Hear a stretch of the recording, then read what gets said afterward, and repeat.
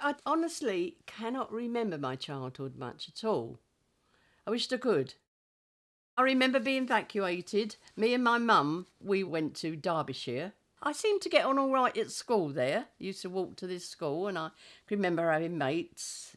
Jan and Joan went to Manchester, and they didn't have a very good time there. But to the lady that we went to, Mr. and Mrs. McFarland, they wanted to adopt me because they liked me.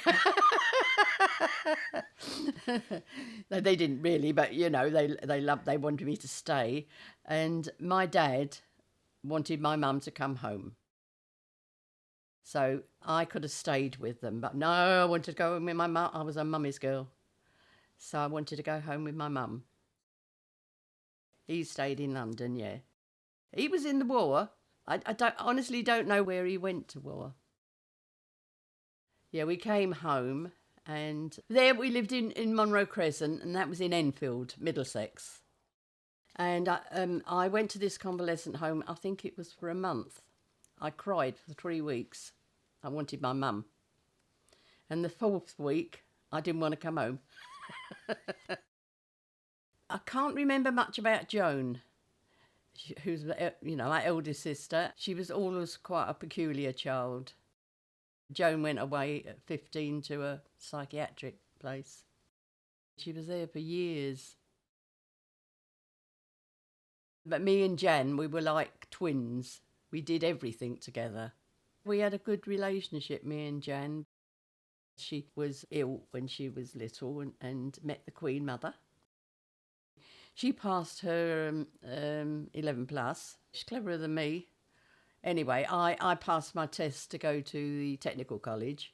And then Jan, she found it a bit too much for her at the school, and she actually came there as well. So I was in third year, she was in the first year. I was very good at school in athletics. I won the high jump, but when it got that I was the only one left, I got a bit nervous, you know. But I loved gymnastics, running and high jumping. And when I lived in Monroe Crescent, my neighbour across the road, he wanted to send me to an athletics school to do high jump, because this is where, and I was too shy. No, I wouldn't go. But they made me a high jumping thing in my garden, and I used to practice on that. Next door, there were three little kids, and they used to stand there watching us. And scrappy little kids they were. I just remember that. Later years, me and Jan, we went to an athletics club. And we went to several events, like, but I was older then. I was, say, 18. When I was 12, you could go in for the technical college, which was you did 1 year of upholstery, 1 year of dressmaking, and 1 year of tailoring. And then at the end of the 3 years, you were given what you thought. I've even got a list of everybody in my year, and I'm right down there. Jan, in her one, she was right up there. Oh, that was the level of how clever she was. She went to She did dressmaking.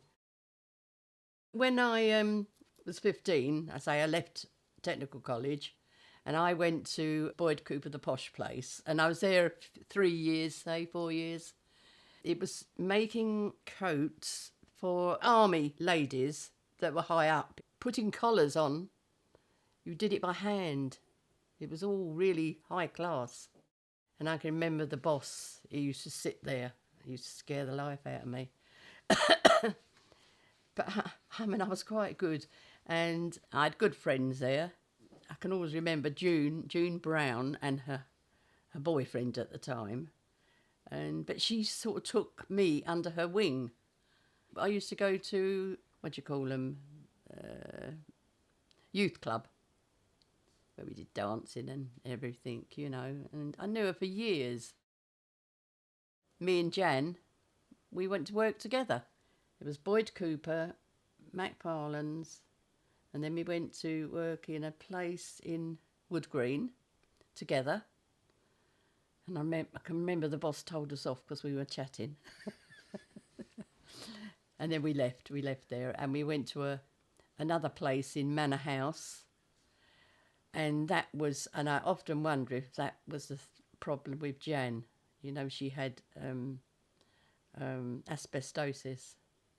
There it was. I think we made children's clothes there, and the smell from the iron. It was like it got down your throat, and we were only there about 3 weeks. We were in the same place, but I was all right. But I'm just saying that was one of the suggestions we had, but we will never find out. Me and Jan, we were inseparable. We always thought that we would be together, and there she goes and dies. You know, and that was really heartbreaking for me. I still, don't. Yeah. Joan, she managed to get out of hospital. She said every job she went to, they put it on her mental state. But she believes she had back problems all her life, and no one would have it that it was mental. And they were horrible in them days. Really, really horrible. I think we probably went to see her a few times. She was in hospital a long time. But that was sad. I met Roy in 1955 at the Assembly Rooms in, I don't know where it was, in London anyway. Yeah. Me and Jan and two of our other friends, the four of us used to go, and it was quite a walk from where I lived in Hornsey. And he came with his friend and an American friend, and his friend George and Joey. From there, Jan had met a bloke there as well, and he was lovely. And she always had the most handsome bloke, she did. Anyway, he must have gone out with him. And then he said, I'll meet you next week. When he came, he'd got this woman with him. And I thought, it was his sister. And she was got divorced or something, and he was chatty and likeable, He was a brilliant dancer. The only bloke that I could really... We used to do the foxtrot. Some people you can't really dance with, and others you can, Before he met me, he was with this other woman who was a right scruffy and individual. And I was very naughty. I cut all the photos out. But to everybody, she was a bit of a, thing about everybody remarked on her, so it made me laugh. And then I gave up me athletics for him. Why did you have to give it up? Well, I don't know. Don't know at the time. I just thought, don't want to do that anymore. Oh, I must tell you, the first time he picked me up from home, he said he's got a motorbike and a sidecar. When it came, it was a box. Like a coffin. And I went all the way down to Cornwall in it. Something over my head, I think. He looks quite cool, Roy. Yeah. He was a bugger. A bug? What do you mean? Well, he liked his booze, and he liked being the centre of attraction. We got married in October. We weren't together. We were only together about 9 months, and we got married. I was 20. I had to get my father's permission, so I must have been 21.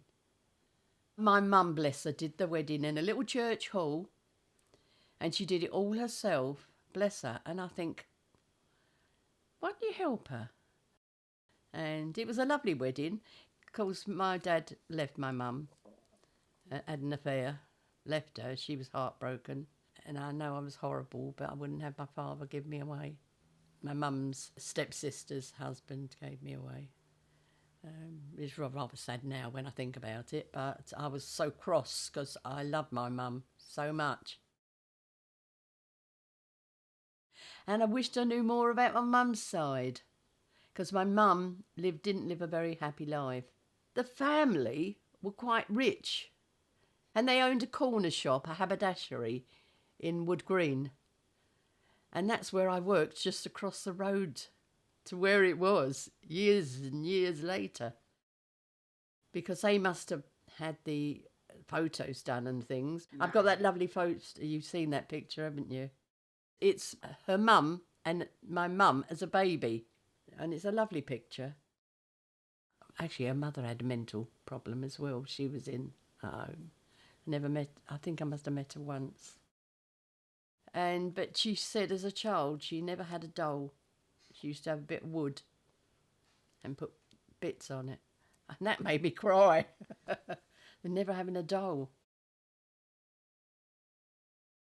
When you think about it, I can't believe I'm how old I am, how I've lived through without, well, I won't say that, touch wood, ever having anything wrong to stay in hospital. Only time was when I had my son, Keith. He didn't want to come along, did he? and it was in summer and my legs swelled and, so I was in hospital 3 weeks before he was born. Keith, he was quiet. He was a good kid, though. And, of course, he had to have the operation, which was terrible, at 6 weeks old. When I was feeding him, it was like he would go like that, be sick. Just like that. Would shoot. And went to the doctors, and they knew exactly what it was. It happens to firstborn little boys with black, dark hair. Now, that sounds stupid, doesn't it? But that is, and I've read that somewhere as well. Anyway, I had to go to the doctors that evening, when a consultant came, and he ended up in hospital that day.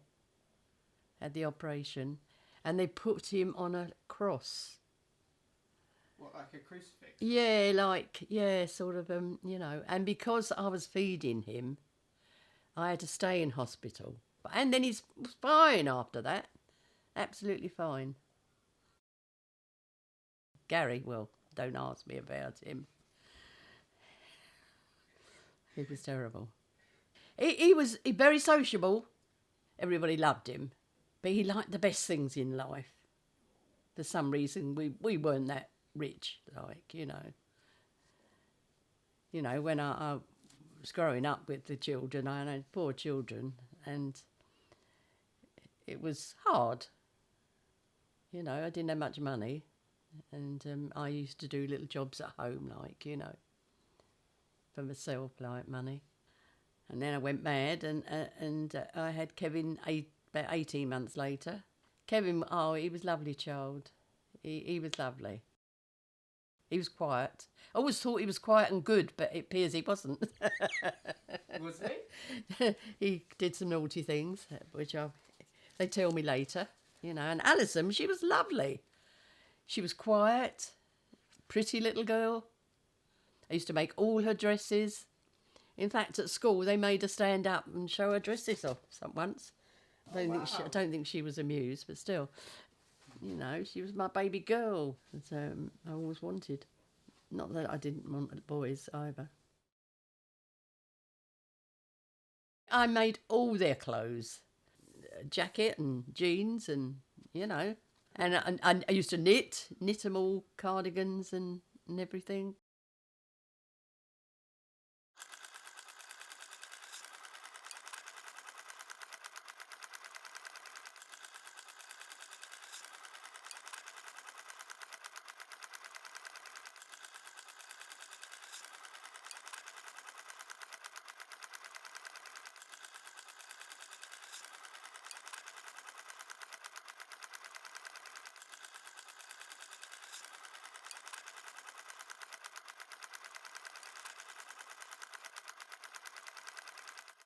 Roy was all for doing things, he was going to do this, we'll do that, we'll have a guest house here, a guest house there. We bought Guildford Villa in Garlinge as a guest house, which was run by mice. And I'm terrified of them. It was a big house, it was, 8 bedrooms. And I did 2 or 3 years there. And when I opened the doors to several people, they thought I was the sort of maid because I was so young, like having a guest house. And it was all right. And I had 2 children there. And I can remember that vividly. Did you like running guest houses? Yeah, I did quite. Yeah, because I do like people. You know, I get on with most people, you know, and we always have a long chat. I did enjoy it. And then I had another guest house in Surrey Road, and that was a 8-bedroomed house. That was the best letting road in the in Cliftonville, like, you know. And Keith, my son, did all the lights for the roads. Well, sometime in the 60s, I noticed when I went out in the garden, sort of a hole, and it looked like it was going through next door. Anyway, I waited till Roy came home, and he went down to the police station and told them. Well, the next morning they came and had a look and didn't think much of it. And then the next thing I know, the whole army was there.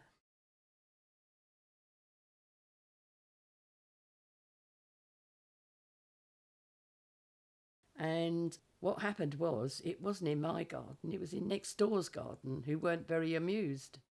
It was caves sort of thing, and it went right to the front, their back door, didn't it? Yes. The TV were round. Every day they were round, and telling me to do things and asking and thing, and I was feeding these. I was giving them coffee and biscuits, you know. And I remember Sandra next door. She came in and we were making the tea and coffee for them. I was quite famous. I went in the shop and they recognised me, and that went on for about 3 weeks. And then when they suddenly decided it wasn't a bomb, they just went, they fled. I had a shop years ago in the 70s, 80s, on Margate Pier. It was a little shop that just sold knickknacks and everything. And it was Roy's idea, of course, who used to sit in the pub at the end of the pier while I worked. I enjoyed it, actually. It was, but it didn't do very well. He had the ideas, I had the doing. A good job I could do it. And my son, Kevin, my third son, he decided he'd like to go to fish there. So he used to sit there catching the fish, and he bought a little fish home, which was about 8 inches, and I had to cook it for him. And from then on, he is a Margate fisherman, the only one that's in Margate. Keith, at that time, went in the Navy. I suppose I was happy for him. He before that, he was in the telephone business. Gary, oh God, during that time, I was at the police station more doing naughty things. It was just silly things, really. You know, nothing vile or horrible. I mean, one day he did come home. See, because he was tiny, his bravado was to be big almighty, like, you know. I think that was it. And he came home with a big black eye. Oh, dear.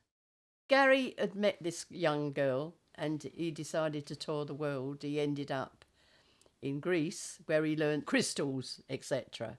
And then to India. He was into chakra gems and things like that, and used to make all these wands and things. So, and from there, he went to Goa around about 2000. And I've been over to visit him about 10 times. A few times on my own, and a few times with different members of my family. Hannah, Mark and Keith, they came over with me again in 2016. I loved that holiday. It was lovely when Keith fell off the bike, wasn't it?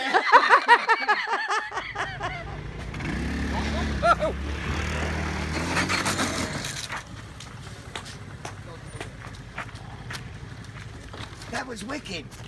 I've never seen anyone do that before. That was wicked. I've got a friend called Thelma. When I sort of split with Roy, then I met Jack because he was in Thelma's place. He had a room there. or he had a flat there, like, you know, and I liked him straight away, actually, and he was really chatty, he was, and we got on well together. And then he took me to France one day.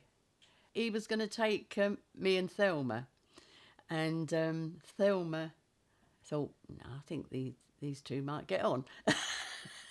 And we went together, like, you know, to France, just for the day. You know, it was nice. That's how I met him, and yeah, we got on. He seemed to get on with everybody.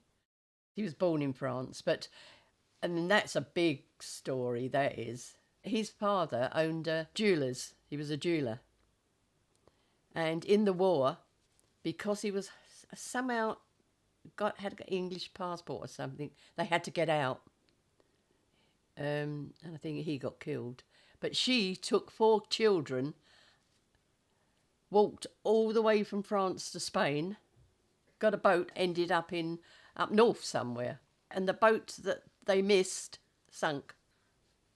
It was really a lovely story, that was, you know. And she was lovely. His mum was lovely.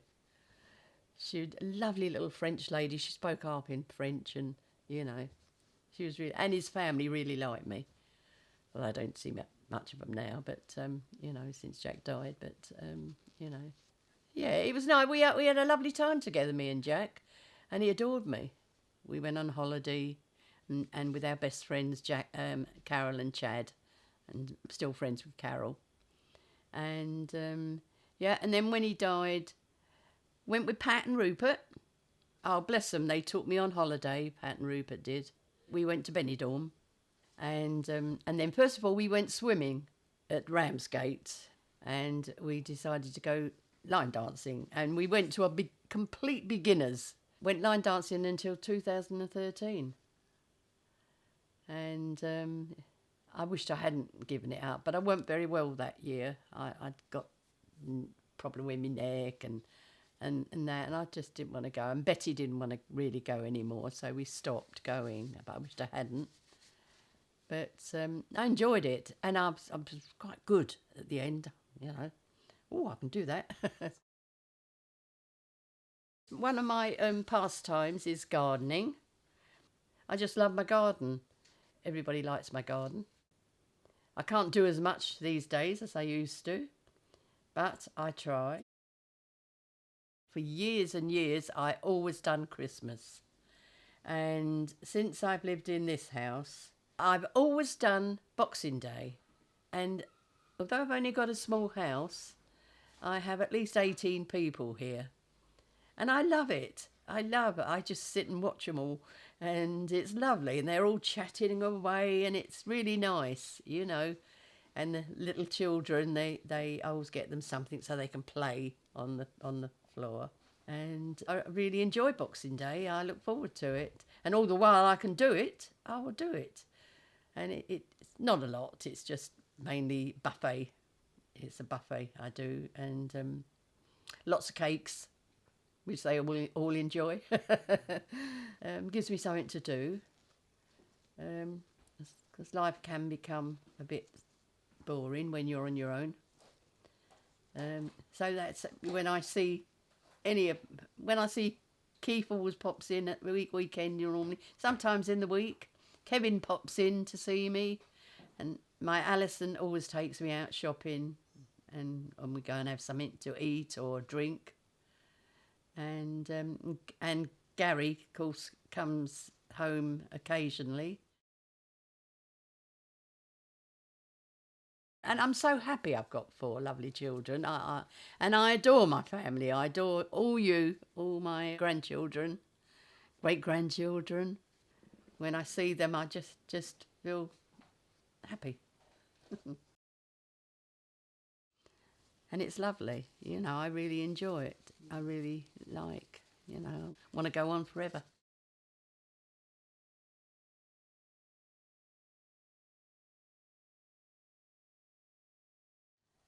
Now, I've written my life story down. Have you? Yeah. Oh. I gave it to Keith. No, you didn't. I did. No, you didn't. I did. Oh, well, give me it again then. Well, no, I've got to write it out again because I need one. Oh, haven't you written it out? Yes, I've written it out, but I don't want to. I've even put what songs I want when I pass this what world. music? Where is it? Have you still got it written down? Yeah. Well, go get your box of tricks. Yeah, where's your certificates from school? Oh. No, don't go into that detail. No, Well, that is in don't your you- don't bedroom you- in a don't you little do brown box. So you put a certificate out there. I love Andrew Rio, and that's my 3 songs I like are "You Raise Me Up" by Westlife. These are the songs I want. Not You'll Never, Can't Help Falling in Love, Elvis Presley, and I've changed I was going to have Somewhere Over the Rainbow. I thought them 3 were lovely. I'm not going yet though.